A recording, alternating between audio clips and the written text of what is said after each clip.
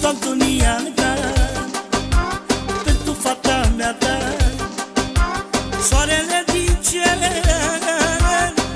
fata lui Florin Cercet, a căzut din cerul stea, și aia e fata mea.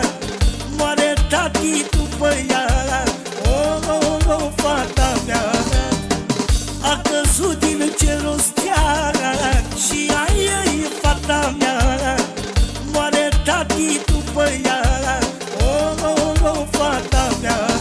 Să-mi trăiască fata, fata mea, regina, fata mea, fata mea. Și la toată lumea care are o zână ca la mea.